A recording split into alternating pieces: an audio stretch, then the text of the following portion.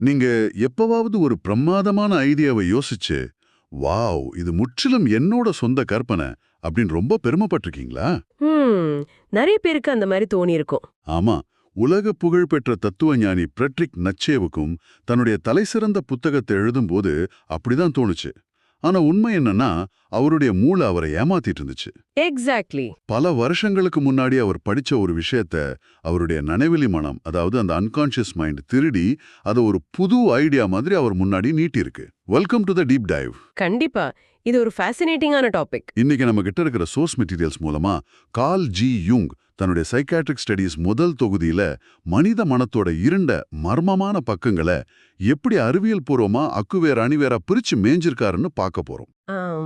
தூக்கத்துல நடக்கிற வியாதி, இரட்டை ஆளுமை, அப்புறம் இந்த திருடப்பட்ட நினைவுகள், நீ இதெல்லாமே ஏதோ த்ரில்லர் சினிமா மாதிரி இருந்தாலும் இது எல்லாமே நிஜத்துல மனிதர்களுக்கு நடந்த விஷயங்கள் தான்.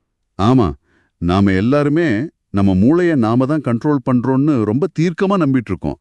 ஆனா யுங்கோட இந்த ஆரம்பகால ஆய்வுகள் அந்த நம்பிக்கையை ஆணி வேரோடு அசைச்சு பாக்குது. ஆமா, இன்னைக்கு நம்ம விவாதிக்க போற இந்த சோர்ஸ் மெட்டீரியல்ஸ் வெறும் மருத்துவ குறிப்புகள் கிடையாது. மனித நனவிலி மனதோட ஆழத்துக்கு போக யுங் அமைத்த முதல் பாலமே இதுதான். நீங்க சொன்ன அந்த நட்சேவோட உதாரணமா இருக்கட்டும், அல்லது நம்ம தொடர்ந்து பேச போற கேஸ் ஸ்டடீஸா இருக்கட்டும், இது எல்லாமே மூளை எப்படி தன்னைத்தானே பாதுகாத்துக்குது, எப்படி தன்னைத்தானே ஏவாத்திக்குது அப்படிங்கிற ஆழமான உளவியல் இயக்கங்களை நமக்கு காட்டுது. Okay, let's unpack this. யுங் இந்த அளவுக்கு மனசுக்குள்ள ஆழமா இறங்குனதுக்கு காரணமே அவருடைய ஆரம்பகால பின்னணி தானே நான் சோர்ஸ்ல படிச்சேன்.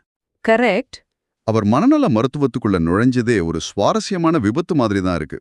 அதாவது ஆரம்பத்துல அவருக்கு ஒரு தொல்பொருள் ஆராய்ச்சியாளர், அதாவது ஆர்கியாலஜிஸ்ட் ஆகணுங்கிறது தான் பெரிய கனவா இருந்திருக்கு. ஆமா, பழைய விஷயங்களை தோண்டி எடுக்கிறதுல அவருக்கு ஒரு தனி ஆர்வம். எக்ஸாக்ட்லி.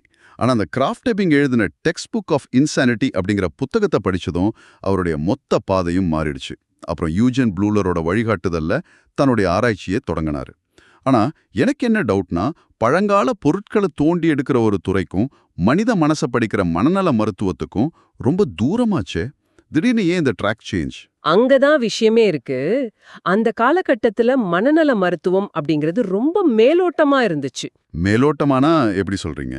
அதாவது ஒரு நோயாளி வர்றாங்க, அவங்களுக்கு என்னென்ன அறிகுறிகள் இருக்குன்னு பாக்குறாங்க, அந்த அறிகுறிகளை வச்சு அவங்களுக்கு என்ன நோயின்னு ஒரு லேபிள் குத்துறாங்க, அதோட முடிஞ்சுது. ஓ, ஜஸ்ட் ஒரு செக்லிஸ்ட் மாதிரி. அதேதான். இத ஸ்டாட்டிக் கிளாசிஃபிகேஷன் சொல்லுவாங்க. அதாவது நோய்களை பட்டியலிடுறது மட்டும்தான் வேலை. ஆனா யூங் இதை அப்படியே மாத்தி யோசிச்சாரு. ஒரு நோயாளி ஏன் எப்படி நடந்துக்கிறாங்க, அவங்க மனசுக்குள்ள இயங்குற அந்த டைனமிக் ஃபோர்ஸ் என்ன அப்படின்னு நோய்க்கான ஆணி வேற தேட ஆரம்பிச்சாரு. சூப்பர். மனநல மருத்துவத்தை ஒரு டைனமிக் இன்டர்பிரேட்டிவ் சயின்ஸா அவர் மாத்தினது இப்படிதான். ஓ, அப்போ அவர் தொல்பொருள் ஆராய்ச்சியாளர் ஆகணுங்கிறதுடைய ஆசையை விடல. பூமிக்கு அடியில இருக்கிற பழைய பொருள்களை தோண்டி எடுக்கிறதுக்கு பதிலா மனித மனசுக்கு அடியில புதைஞ்சிருக்கிற ரகசியங்களை தோண்டி எடுக்க ஆரம்பிச்சிட்டாருன்னு சொல்லலாமா? மண்ணை தோன்றதுக்கு பதிலா மனசை தோண்ட ஆரம்பிச்சிட்டாரு. Perfect analogy. ஆமா, நோயாளிகளோட பழக்க வழக்கங்களுக்கு பின்னாடி இருக்கிற ஆழமான காரணங்களை அவர் ஒரு அகழ்வாராய்ச்சியாளர் பார்வையில தான் அணுகுனார். குறிப்பா பாத்தீங்கன்னா அவரோட ஆரம்பகால ஆராய்ச்சியான இந்த அமானுஷ்ய நிகழ்வுகள் அல்லது ஆக்கல்ட் ஃபினாமினா பத்தின பேப்பர்ஸ் ரொம்ப முக்கியமானது. இந்த பேய் பிசாசு விஷயங்களா? ஆமா, வெளியில இருந்து பார்க்கும்போது பேய் பிசாசு ஆவிகள்னு சாதாரண மக்கள் நினைச்ச விஷயங்களை அவர் சயின்டிஃபிக்கா அணுகுனாரு. இந்த இடத்துல தான் உங்ககிட்ட ஒரு முக்கியமான கேள்வியை கேட்கணும். அந்த மிஸ் ஏ அப்படிங்கிற 40 வயசு பெண்ணோட கேஸ் ஸ்டடியை படிச்சேன். ஆமா, ரொம்ப ஃபேமஸான கேஸ் அது. அவங்களுக்கு தூக்கத்துல நடக்கிற வியாதி, அதாவது சோம்னாம்புலிசம் இருந்திருக்கு. ஆனா சும்மா வீட்டுக்குள்ள நடக்கிறது இல்ல. நடுராத்திரியில மயக்க நிலையில கல்லறைக்கு போய் அங்க இருக்கிற பூக்களை பிக்கிறது, அப்புறம் எலும்புக்கூடுகள் தங்கிட்ட பேசுற மாதிரி மாயத்தோற்றங்களை பாக்குறது, இதெல்லாம் பார்க்கும்போது உண்மையிலேயே ஏதோ அமானுஷ்ய சக்தி இருக்குன்னு சாதாரணமா யாருக்காவது தோணும்ல? கண்டிப்பா தோணும். மூளை ஏன் இவ்வளோ பயங்கரமான ஒரு மாயத்தோற்றத்தை உருவாக்கணும்? அவங்களுக்கு நிஜத்திலே என்ன பிரச்சனை இருந்துச்சு? அந்த பெண்ணோட நிலைமை வெளியில இருந்து பாக்குற அளவுக்கு அமானுஷ்யம் கிடையாது. மிஸ் ஈக்கு ரொம்ப தீவிரமான நரம்பு தளர்ச்சியும் சொல்ல முடியாத மன அழுத்தமும் இருந்திருக்கு. ஓ, சிவியர் ஸ்ட்ரெஸ். ஆமா, விழித்திருக்கும் போது அவங்க மனசுக்குள்ள இருக்கிற பயங்கள், குற்ற உணர்ச்சிகள், வேதனைகள், இது எல்லாமே அவங்க நனவு நிலைக்கு தெரியாமலே அடக்கி வைக்கப்பட்டிருக்கு. சப்ரஸ் பண்ணிருக்காங்க. எக்ஸாக்ட்லி. அந்த அடக்கப்பட்ட உணர்ச்சிகள் தான் அவங்க தூக்கத்துல மயக்க நிலையில இருக்கும்போது எலும்பு கூடுகளாகவும் கல்லறை காட்சிகளாக உருவெடுக்குது. அதாவது மூளை தன்னுடைய தாங்க முடியாத அழுத்தங்களை வெளியேத்துற ஒரு வடிகால் தான் அந்த மாயத் தோற்றங்கள். அப்போ அவங்க பேய் கூட பேசலையா? இல்லவே இல்ல. அந்த பெண் உண்மையிலேயே ஆவிகளோட பேசல. தன்னுடைய சொந்த ஆழ்மனதோட பயங்கள் கூட பேசிட்டு இருந்திருக்காங்க. வாவ்! சரி, ஒரு மன அழுத்தம் மாயத் தோற்றமா மாறுதுங்கிறத நம்ம ஏத்துக்கலாம். ஆனா அந்த 15 வயசு சிறுமியோட கேஸ் ஸ்டடி இன்னும் குழப்பமா இருக்கே. நீங்க ஐவெனஸ் கேஸ் பத்தி சொல்றீங்க? ஆமா. சாதாரணமா கூச்ச சுபாவம் உள்ள ஒரு டீனேஜ் பொண்ணு. திடீர்னு அவளுக்குள்ள ஐவனஸ் அப்படின்னு ஒரு புது ஆளுமை, ஒரு ஆல்டர் ஈகோ உருமாகுது. அந்த ஐவனஸ் ரொம்ப முதிர்ச்சியானவளா, ஒரு ஸ்பிரிச்சுவல் பவர் இருக்கிறவளா நடந்துக்கிறா. இது எப்படி சாத்தியம்? மூளை எப்படி தனக்குள்ளேயே இன்னொரு கேரக்டரை, அதுவும் இவ்ளோ மெச்சூர்டான ஒரு கேரக்டரை உருவாக்க முடியும்? இதுக்கு பின்னாடி இருக்கிற உயிரியல் மற்றும் உளவியல் காரணங்களை நாம ஒன்னா சேர்த்து புரிஞ்சுக்கணும்.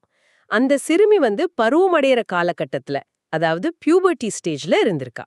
ஓகே, ஹார்மோன் சேஞ்சஸ் இருக்கும். ஆமா, அந்த நேரத்துல உடம்புல ஏற்படுற ஹார்மோன் மாற்றங்கள், உணர்வு ரீதியான குழப்பங்கள் ரொம்ப அதிகமா இருக்கும். சுற்றி இருக்கிற சமூகம் அவளை எப்படி பாக்குது, அவ எப்படி நடந்துக்கணும் அப்படிங்கிற எதிர்பார்ப்புகள் அவளுக்கு ஒரு பெரிய அழுத்தத்தை கொடுத்திருக்கு. ம் அந்த அழுத்தத்தை தாங்கிக்க முடியாம அவளுடைய மனம் தன்னைத்தானே ரெண்டா பிரிச்சுக்குது. வெயிட், அதாவது மனசு ரெண்டா உடையுதா? ஆமா, இத சைக்கிக் டிசோசியேஷன் சொல்லுவாங்க. ஒரு பகுதி சாதாரண சிறுமியாவும் இன்னொரு பகுதி அந்த ஐவனஸ் ஆளுமையாவும் பிரிஞ்சிடுது. Here's where it gets really interesting. Let me ask you this. மனசு தன்னைத்தானே பிரிச்சுக்குதுன்னு சொல்றீங்க. ஆனா இந்த நோயாளிகள் நிஜமாவே அதை கட்டுப்படுத்த முடியாம தான் பண்றாங்களா? நிச்சயமா. இல்ல, எனக்கு இந்த உலகத்தை ஃபேஸ் பண்ண பயமா இருக்கு, அதனால நான் இன்னொரு கேரக்டரா நடிக்கிறேன்னு தங்களுக்கு தாங்களே ஒரு நாடகம் போடுறாங்களா? மூளை நிஜமாவே தனக்குத்தானே ஒரு தனி அறைய கட்டி கதவை சாத்திக்குமா என்ன? இது வேணும்னே பண்ற நடிப்பு கிடையாது. அவங்களுடைய நனவு மனதுக்கு, அதாவது கான்ஷியஸ் மைண்டுக்கு இது பத்தி எதுவுமே தெரியாது. அப்போ அவங்களுக்கு அவங்க பண்றது தெரியாதா? தெரியாது. அவங்களுடைய ஆழ்மனம் செயற்படுற விதமே வேற. அந்த சிறுமியால நிஜ வாழ்க்கையில எப்படி ஒரு தைரியமான, மரியாதைக்குரிய பெண்ணாய் இருக்க முடியலையோ, அந்த ஐடியல் இமேஜ அவளுடைய ஆழ்மனம் ஐவென்னஸ் அப்படிங்கிற ஒரு இரண்டாம் நிலை ஆளுமையா உருவாக்குது. ஓ, ஒரு எஸ்கேப் மெக்கானிசம் மாதிரி. அதேதான். இது மூளையோட ஒரு தற்காப்பு மெக்கானிசம். ஒரு மிகப்பெரிய எமோஷனல் பிரஷர் வரும்போது மெயின் சிஸ்டம் கிராஷ் ஆகாம இருக்க மூளை இன்னொரு வர்ச்சுவல் ஆபரேட்டிங் சிஸ்டத்தை ஓபன் பண்ற மாதிரி தான் இது. Super example. அந்த புது ஆளுமைக்குள்ள எந்த பயமும் இல்ல, குழப்பமும் இல்ல. அவங்களுக்கு முந்தைய நினைவுகளும் இருக்காது. ஏன்னா அந்த ரெண்டு ஆளுமைகளுக்கும் நடுவுல மூளை ஒரு தடிமனான சுவரை கட்டியிருக்கு. அதாவது தாங்க முடியாத ஒரு வலிய மறைக்கிறதுக்கு மூளை ஒரு சுவரை கட்டி அதுக்கு பின்னாடி ஒளிஞ்சுக்குது. ஓகே, இந்த ஐவனீஸ் கேஸ்ல மூளை தன்னைத்தானே ஏமாத்தி ஒரு புது ஆளுமையை உருவாக்குதுன்னு பார்த்தோம். ஆனா மூளை தன்னை ஏமாத்துறது மட்டும் இல்ல, வெளியில இருந்து சில விஷயங்களை திருடி அதை நம்ம சொந்த ஐடியான நுண்மையிலேயே நம்ப வைக்கும். அதுதான் கிரிப்டோம்னீஷியா. இந்த டாபிக்குள்ள நாம நுழையும் போதுதான் ஆரம்பத்துல நான் சொன்ன நச்சையோட கதை வருது. ஆமா, கிரிப்டோம்னீஷியாங்கிறது உளவியல்ல ரொம்ப முக்கியமான ஒரு கான்செப்ட். இதுக்கு அர்த்தம் மறைக்கப்பட்ட நினைவுகள், அதாவது ஹிடன் மெமரிஸ். ஓகே, நாம தினமும் எத்தனையோ விஷயங்களை பார்க்கறோம், படிக்கிறோம், கேட்கிறோம். இதுல பல விஷயங்களை நம்ம கான்ஷியஸ் மைண்ட் மறந்துரும். ஆனா நம்மளுடைய அன்கான்ஷியஸ் மைண்ட் ஒரு பெரிய ஸ்பாஞ்ச் மாதிரி. எல்லாத்தையும் உறிஞ்சு வச்சுக்கும். கரெக்ட். நாம கவனிக்காத தகவல்களை கூட அது உறிஞ்சி உள்ள ஸ்டோர் பண்ணி வச்சுக்கும். பல வருஷங்கள் கழிச்சு அந்த தகவல் திடீர்னு வெளியே வரும்போது அது எங்கிருந்து வந்துச்சுங்கிற சோர்ஸ் இன்ஃபர்மேஷன் அழிஞ்சு போயிருக்கும். ஓ, இதுதான் அன்கான்ஷியஸ் பிளேஜியரிசம், அதாவது அறியாமலேயே நடக்கும் கருத்து திருட்டு. இது எப்படி நடக்குதுங்கிறத நட்சேவோட உதாரணம் ரொம்ப தெளிவா விளக்குது. த ஸ்போக் ஜரோதுஸ்ட்ரா அப்படிங்கிற அந்த ஃபேமஸ் தத்துவ புத்தகத்துல நட்சே ஒரு எரிமலை பயணக்காட்சியா ரொம்ப தத்துவார்த்தமா எழுதியிருப்பாரு. ஆமா, ரொம்ப ஆழமான வரிகள் அது. அதை எழுதும்போது அது தன்னுடைய சொந்த கற்பனைன்னு அவர் முழுமையா நம்பினாரு. ஆனா பல வருஷங்களுக்கு முன்னாடி அவர் படிச்ச ஒரு ஜெர்மன் புத்தகத்துல இருந்த நரக பயணம், அப்புறம் அந்த எரிமலை காட்சிகளோட வரிகளை தான் அவர் மூளை அப்படியே வார்த்தைக்கு வார்த்தை காப்பி அடிச்சு வெளியே கொண்டு வந்திருக்கு. ஆமா, அப்படியே ரீப்ரொடியூஸ் பண்ணிருக்கு. ஆனா எனக்கு எந்த புரியலன்னா, எப்படி ஒரு பெரிய தத்துவ ஞானியால இது தன்னோட ஐடியா இல்லைங்கிறத உணர முடியாம போச்சு? மூளை எப்படி அந்த சோர்ஸ் அடையாளத்தை மட்டும் பர்ஃபெக்டா அழிக்குது? ஏன்னா அந்த நினைவு திரும்பி வரும்போது அது ஒரு நினைவு அப்படிங்கிற டேக் இல்லாம வருது. டேக் இல்லாம வருதா? ஆமா, ஒரு உள்ளுணர்வா, ஒரு இன்ட்யூஷனா அது வெடிச்சு வெளியே வருது. நட்சே அந்த புத்தகத்தை எழுதும்போது ரொம்ப எமோஷனலான ஒரு உச்சக்கட்ட மனநிலையில இருந்தாரு. அந்த உணர்ச்சி கொந்தளிப்புல அவருடைய ஆழ்மனதுல பதிஞ்சிருந்த அந்த பழைய வரிகள் எந்த ஃபில்டரும் இல்லாம வெளியே வந்துருச்சு. ஓ, லாஜிக் வேலை செய்யல. அதேதான். சாதாரணமா நம்ம மூளை ஒரு விஷயத்த ரீகால் பண்ணும்போது, இத நான் அங்கே படிச்சேன் அப்படிங்கிற லாஜிக்கல் கனெக்ஷனையும் சேர்த்து தான் குடுக்கும். ஆனா உணர்ச்சிகள் ரொம்ப அதிகமா இருக்கும்போது, அந்த லாஜிக்கல் கனெக்ஷன் துண்டிக்கப்படுது. ம். அதனால நச்சே அது தன்னுடைய சொந்த மூளையில உதிச்ச ஐடியான்னு 100% நம்பினாரு. இத நான் எப்படி புரிஞ்சுக்கிறேன்?